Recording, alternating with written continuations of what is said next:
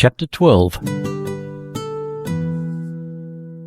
Gunnar walked along the narrow road, overgrown with grass, between the high whitewashed garden walls. On one side lay the barracks, probably with a terrace, as high up over his head some soldiers were laughing and talking. A tuft of yellow flowers growing in a cleft of the wall hung swaying. On the other side of the road the huge old poplars by the Cestius Pyramid and the cypress grove in the new part of the cemetery stretched their tops towards the blue and silver clouded sky. Outside the grated gate a girl sat crocheting. She opened to him, curtsying to thank him for the coin he gave her. The spring air was mild and damp.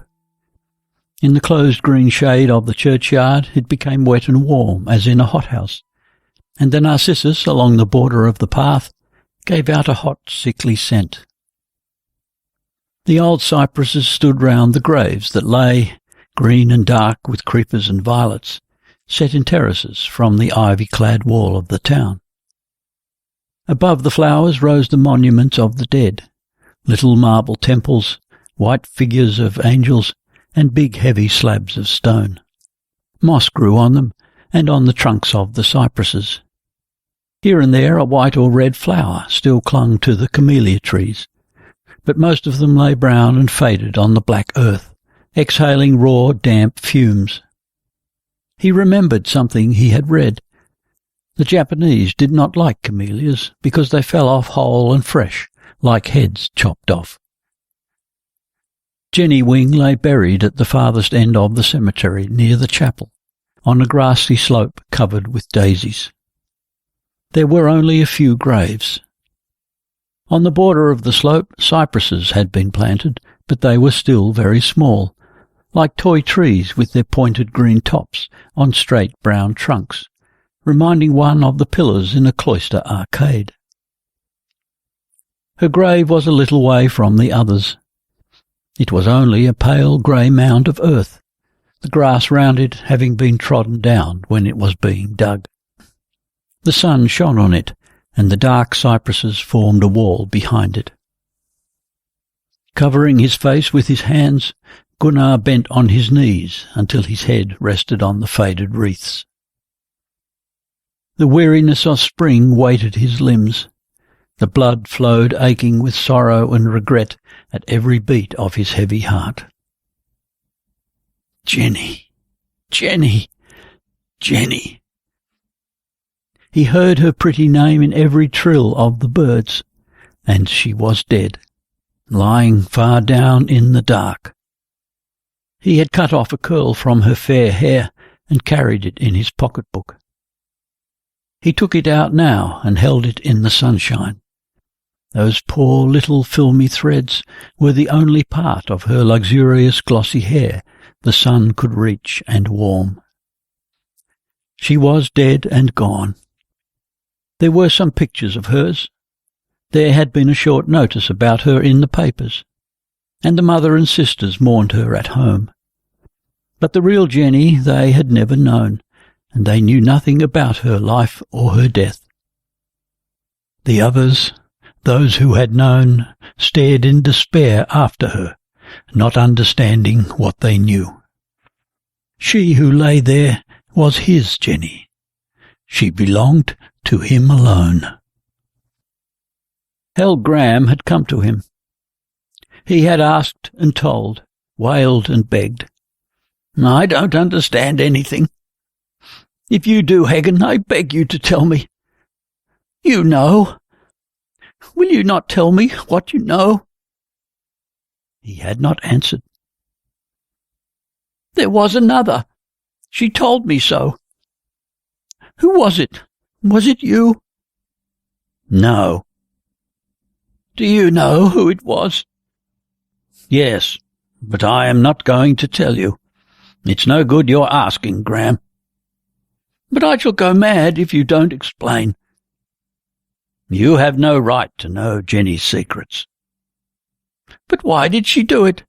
Was it because of me, of him, or of you? No. She did it because of herself. He had asked Gram to leave him and had not seen him since. He had left Rome. It was in the Borghese garden 2 days after the funeral that Gram had come across him sitting in the sunshine. He was so tired. He had had to see to everything, giving satisfactory explanations at the inquest, arrange for the internment, and write to Mrs. Berner that her daughter had died suddenly from heart failure. And all the time he had a kind of satisfaction in the thought that nobody knew of his own sorrow, that the real cause of her death was known only by him and forever hidden with him. The sorrow had sunk so deep into him that it would forever be the inmost essence of his soul, and he would never speak of it to any living being. It would govern his whole life, and be governed by it. The colour and form of it would change, but it would never be effaced. Every hour of the day it was different, but it was always there, and always would be. On the morning when he had run for the doctor, leaving the other man alone with her, he had wanted to tell Helge Gram all he knew, and in such a way that his heart would turn to ashes, like his own had done. But in the days that followed, all he knew became a secret between him and the dead woman, the secret of their love. All that had happened because of her being what she was, and as such he had loved her. Helge Gram was a casual, indifferent stranger to him and to her, and he had no more wish to avenge himself on him than he had pity for his sorrow and dread at the mystery. And he understood that what had happened was natural, because she was made as she was. Her mind swayed and bent for a gust of wind, because it had grown so upright and slender. He had thought she could grow as a tree grows, and had not understood that she was only a flower, a rich, fragile stem, springing up to be kissed by the sun, and to let all the heavy, longing buds break into bloom. She had only been a little girl after all, and to his eternal sorrow he had not understood it until it was too late. For she could not right herself again when once she had been bent. She was like a lily that does not grow from the root again if the first stalk has been broken. There was nothing supple or luxuriant about her mind, but he loved her such as she was, and she was his only, for he alone knew how fair and delicate she had been, so strong in her desire to grow straight, and yet so frail and brittle, and with delicate honour, from which a spot never could be washed away, because it made so deep a mark. She was dead. He had been alone with his love many nights and days, and he would be alone with it all the days and nights of his life. He had stifled his cries of despair many a night in his pillows. She was dead, and she had never been his. He was the one she should have loved and belonged to, for she was the only one he had ever loved. He had never touched or seen her beautiful slim white body that enclosed her soul like a velvet sheath about a thin, feeble blade. Others had possessed it, and had not understood what a strange and rare treasure had happened to fall into their hands. It lay buried in the grave, a prey to ugly change, until it was consumed and reduced to a handful of dust in the earth. Gunnar was shaking with sobs. Others had loved her, soiled and destroyed her, not knowing what they did, and she had never been his. As long as he lived, there would be moments when he would feel the same agony about it as now. Yet he was the only one who owned her at the last. In his hand only would her golden hair sparkle, and she herself was living in him now. Her soul and her image were reflected in him, clear and firm as in still water. She was dead. She had no more sorrow. It stayed with him instead, to go on living, not to die until he died himself. And because it was living, it would grow and change. What it would be like in 10 years, he did not know. But it might grow to something great and beautiful. As long as he lived, there would be moments when he would feel the same strange, deep joy that it was so, as he felt now. He remembered dimly what he had been thinking in the early morning hour, when he was walking on the terrace overhead while she was ending her life. He had been angry with her. How could she do it? He had begged and implored to be allowed to help her, to carry her away from the abyss she was nearing, but she had pushed him away and thrown herself down before his eyes, exactly in the way a woman would, an obstinate, irresponsible, foolish way. When he saw her lying lifeless, he had been in despair and rage again, because he would not have let her go. Whatever she had done, he would have exonerated her, helped her, offered her his love and trust. As long as he lived, there would be moments when he would reproach her for choosing to die. "Jenny, you should not have done it."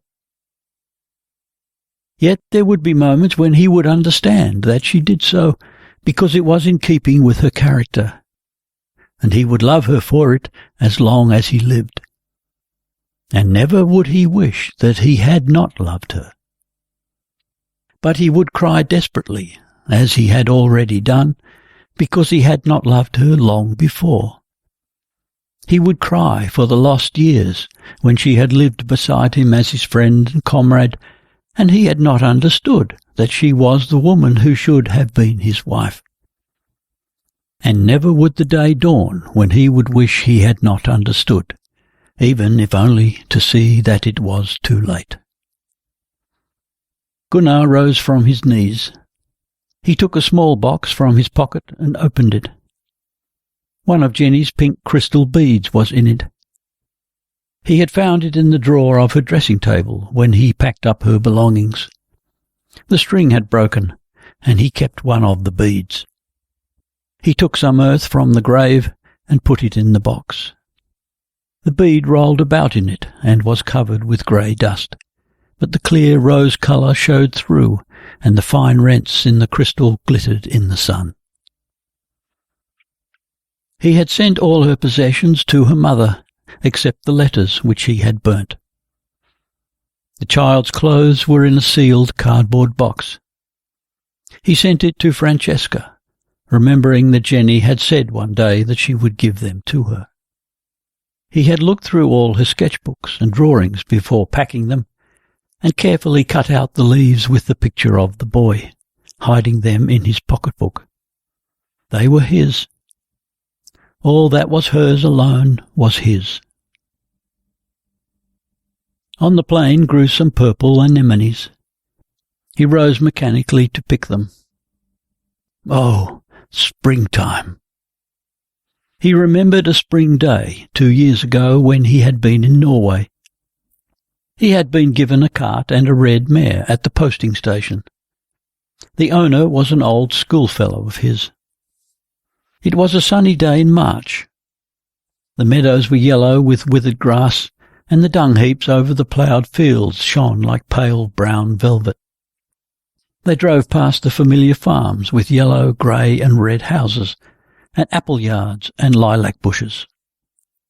The forest all round was olive green, with a purple tint on the birch twigs, and the air was full that day with the chirping of invisible birds. 2 little fair-haired children were walking in the road carrying a can. "Where are you going, little ones?" They stopped, looking suspiciously at him. "Taking food to father?" They assented hesitatingly, a little astonished that a strange gentleman should know it. "Climb up here, and I'll give you a ride." He helped them into the cart. "Where is father working?" "At Brewstead." "That's over beyond the school, is it not?" Thus went the conversation. A stupid, ignorant man, asking and asking, as grown-up people always talk to children, and the little ones who have such a lot of wisdom consult each other quietly with their eyes, giving sparingly of it, as much as they think convenient. Hand in hand they walked along beside a rushing brook when he put them down, and he turned his horse in the direction he wanted to go. There was a prayer meeting that evening at his home. His sister Ingeborg was sitting by the old corner cupboard, following with a pale, ecstatic face and shining steel blue eyes a shoemaker who spoke of spiritual grace. Then suddenly she rose herself to bear witness. His pretty, smart sister, who had once been so fond of dancing and merriment. She loved to read and to learn. When he had got work in town, he sent her books and pamphlets, and the Social Democrat twice a week. At 30, she was saved, and now she spoke in tongues. She had bestowed all her love on her nephew Anders and a little girl they had with them, an illegitimate child from Christiana. With sparkling eyes she told them about Jesus, the children's friend. The next day it was snowing. He had promised to take the children to a cinema in the small neighbouring town, and they had to walk a couple of miles in the melting snow, leaving black footprints behind. He tried to talk to the children, asking questions and receiving guarded answers.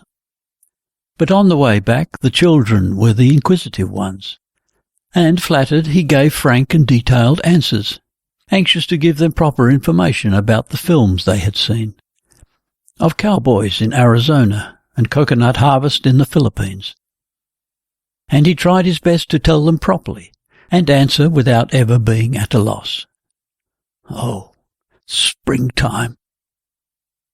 It was on a spring day he had gone to Viterbo with Jenny and Francesca. Dressed in black, she had been sitting by the window looking out with eyes so big and grey. He remembered it well. The stormy clouds sent showers over the brown plains of the Campagna, where there were no ruins for the tourists to go and see, only a crumbled wall here and there, and a farm with 2 pines and some pointed straw stacks near the house. The pigs herded together in the valley, where some trees grew beside a stream. The train sped between hills and oak woods, where white and blue anemones and yellow primroses grew among the faded leaves. She said she wanted to get out to pick them, gather them in the falling rain among the dripping leaves under the wet branches. "This is like spring at home," she said. It had been snowing. Some of the snow was still lying grey in the ditches, and the flowers were wet and heavy, with petals stuck together. Little rivulets rushed down the crevices, vanishing under the railway line. A shower beat against the window and drove the smoke to earth. Then it cleared over the valleys and grove, and the water streamed down the sides of the hills. He had had some of his things in one of the girls' boxes. When he remembered it in the evening, they had already begun to undress, and were laughing and chatting when he knocked at their door. Jenny opened it a little, giving him what he asked for. She had on a light dressing jacket with short sleeves, leaving the slender white arm bare. It tempted him to many kisses, but he dared only give it one single light one.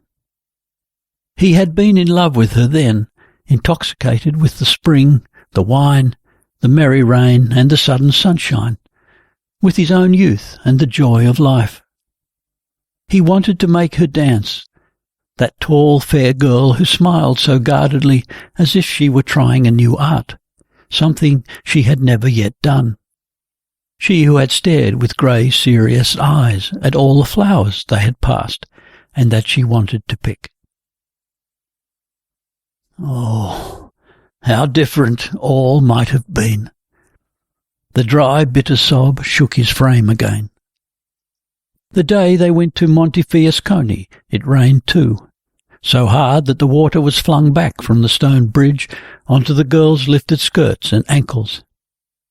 How they had laughed, all 3 of them, when they walked up the narrow street, the rainwater streaming towards them in small torrents.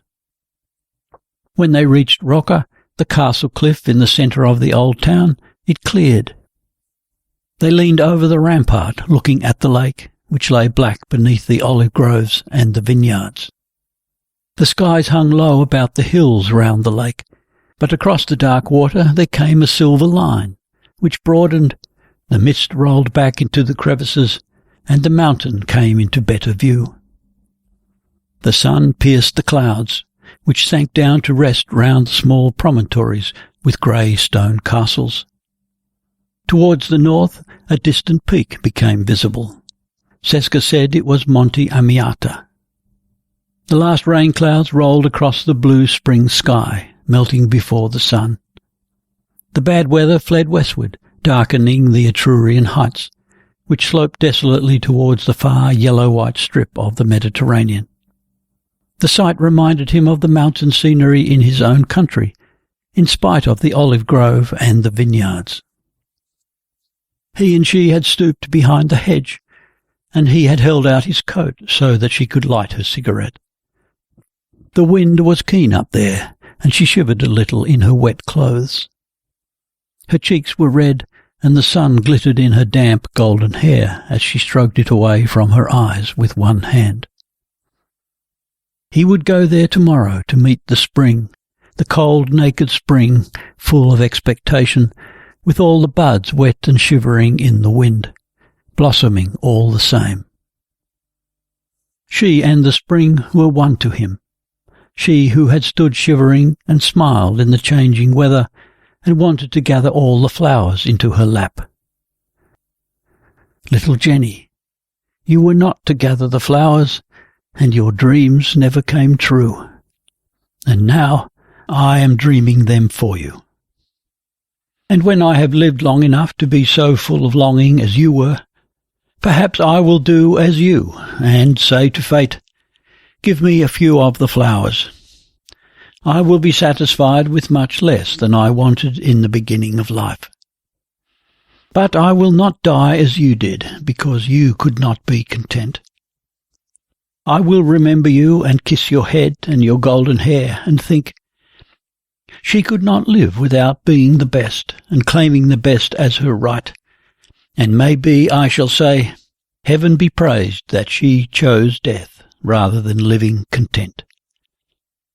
Tonight I will go to Piazza San Pietro and listen to the wild music of the fountain that never stops, and dream my dream. For you, Jenny, are my dream, and I have never had any other. Dream. Oh, dream. If your child had lived, he would not have been what you dreamt when you held him in your arms. He might have done something good or great, or something bad and disgraceful, but he would never have accomplished what you dreamt he should do. No woman has given life to the child she dreamt of when she bore it. No artist has created the work he saw before him in the moment of his inspiration. And we live summer after summer, but not one is like the one we have been longing for, when we stoop to gather the wet flowers in the spring showers.